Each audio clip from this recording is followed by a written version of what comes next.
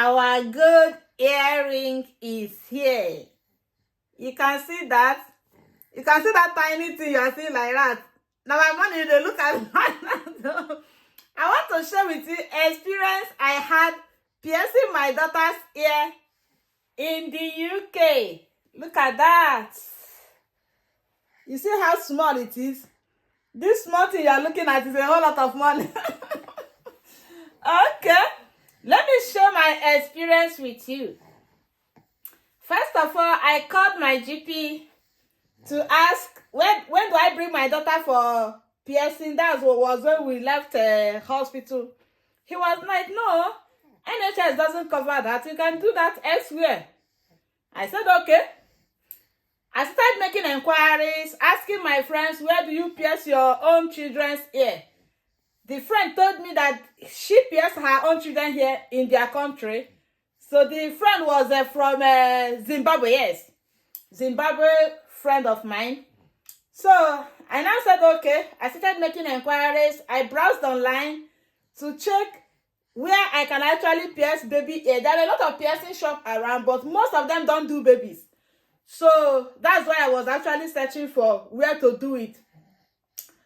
I got one place that I went to make inquiry, only for them to tell me that they cannot do it until my baby is up to 4 months.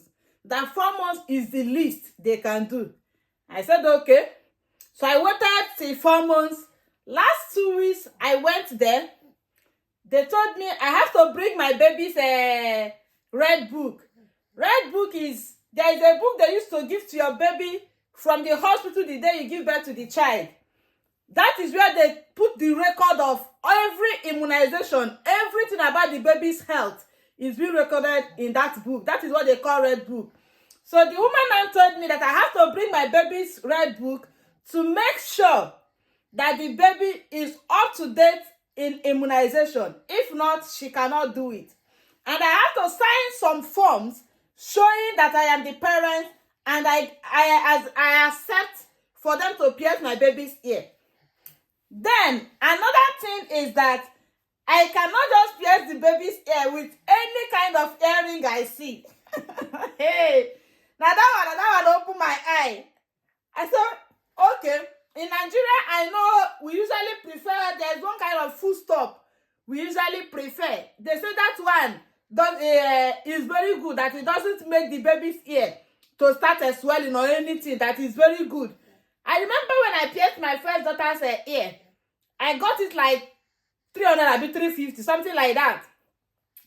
Only for this woman to tell me that I can only pierce the... She now went and brought something like a box where they have different kinds of earring.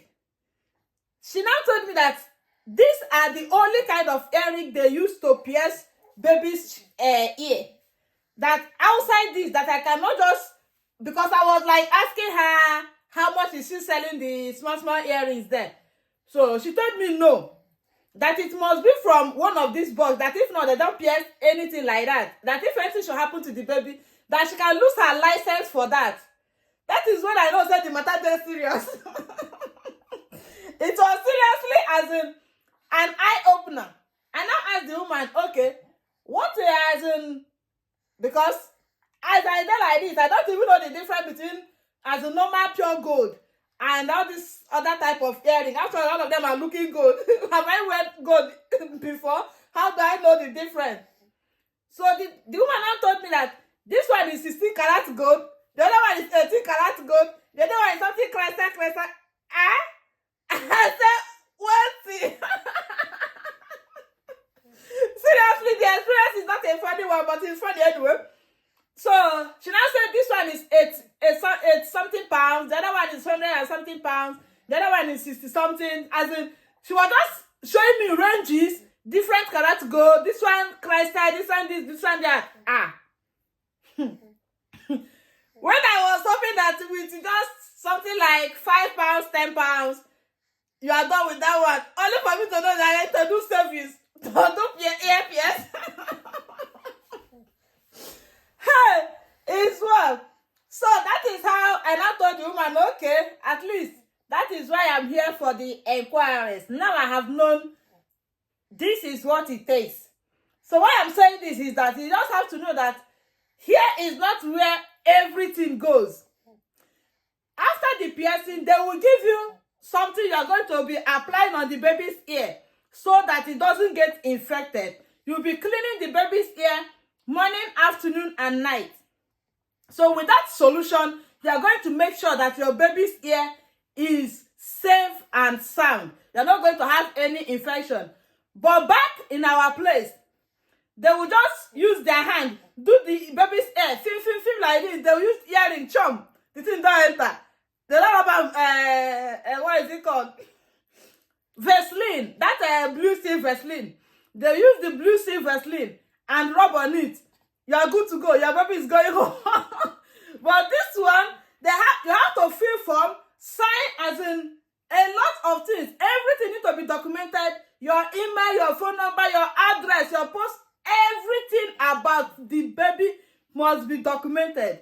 Like, hey, seriously, I'm sharing this experience.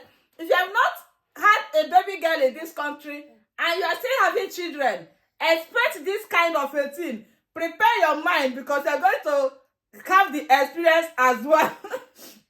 So after all those documentation, she brought out something that looked like a small gun.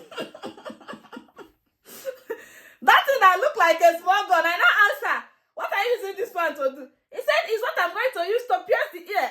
I said, Hey, seriously, the experience is a very good one actually, because at least you now know that your baby is being, the safety of your baby is the major concern, not just the money you are paying.